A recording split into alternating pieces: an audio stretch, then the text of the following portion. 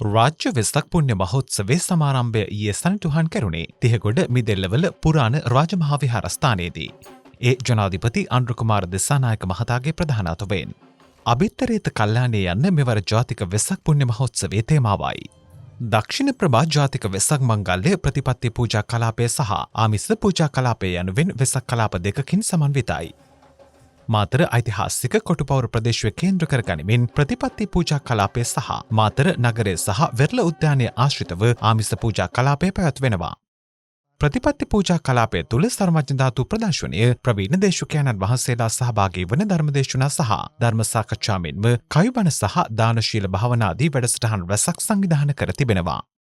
කොටුපවුර සහ නගර මධ්‍යයේදී වන දෙවැන්ත තොරණ මාතර වෙරළ උද්‍යානයේ පැවැත්වෙන නිර්මාණාත්මක පහන් කූඩු තරඟය සහ පරිවිදූපත අස්සල මුහුදු වෙරළේ ත්‍රිවිධ හමුදාව සහ පොලිසිය ඉදිරිපත් කරන භක්තිගීත ප්‍රසංගය මෙන්ම දකුණේ සම්ප්‍රදායික කලාව ප්‍රදර්ශනය කෙරෙන රූකඩ සංදර්ශනය සහ සංස්කෘතිකාංග රැසකින් ආමිස පූජා කලාපය සමන්විතයි. එමෙන්ම සුවිශේෂී ආකර්ශනීය අංග කිහිපයක්ද මෙය විචිත්‍රවත් කරන අතර ආසේ මැවෙන බෞද්ධ සංකේත සහ රට ආශ්‍රිත AI තාක්ෂණය යොදා ගනිමින් සිදු කෙරෙන නවීන තාක්ෂණික සංදර්ශනය දකුණට ආවේනික රූකඩ කලාව මකින් ජාතක කතා ඉදිරිපත් කිරීම LED තිර ප්‍රදර්ශනය මකින් නගරය පුරා ඩිජිටල් ජාතක කතා සහ චිත්‍රපට ප්‍රදර්ශනය කිරීමද මෙහිදී සිදු කෙරෙනවා.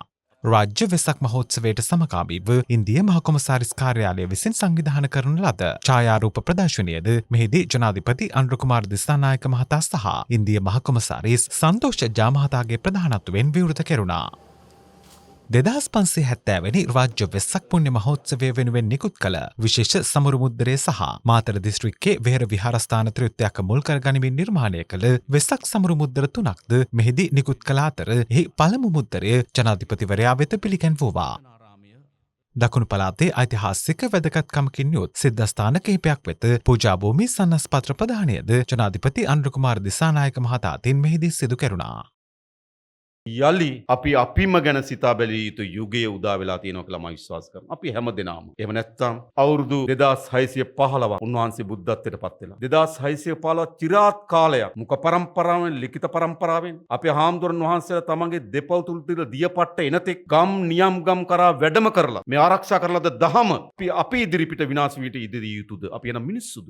එම රැකගත්තු දහම අපි ඇස් ඉදිරිපිට විකෘතිභාවයට පත් කරනවා නම් අපි ඇස් ඉදිරිපිට ඒකට අවලාද අසත්‍ය චෝදනාවන්ට අභිමුඛ වී තිබෙනවා නම් අපි මොකද කරන්නේ? ඒ නිසා මම හිතනවා මේ වෙසක් පුන් පොහොය දිනේ අපි හැමදෙනාම හිතනවා මෙනෙහි කරගත යුතුයි. අපි ගැනම කියලා මම විශ්වාස කරනවා. ඒ නිසා අපි අපේ හාමුදුරන් වහන්සේලා බෞද්ධ ප්‍රජාව, අපේ පියතුමාලා, මවුලතුමාලා, කුරුක්කුල්තුමාලා අපි හැමදෙනාම යලි අපේ රටේ ආගමික ප්‍රබෝධයක් වෙනුවෙන් වෙහෙස විය යුතුයි. එයි දහමක්, විනයක්, සමාජයක් බිඳ වැටුණු තැනක අපරාධ, අපචාර, සමාජ අර්බුද නිර්මාණය වෙනක වළක්වන්න බෑ. Thank you for watching Sri Lanka's first and only Buddhist news bulletin. Stay connected and stay informed with Susambesha News. Join us on the Susambesha News YouTube channel and Facebook page. Sri Lanka's first and only Buddhist news bulletin, Susambesha News.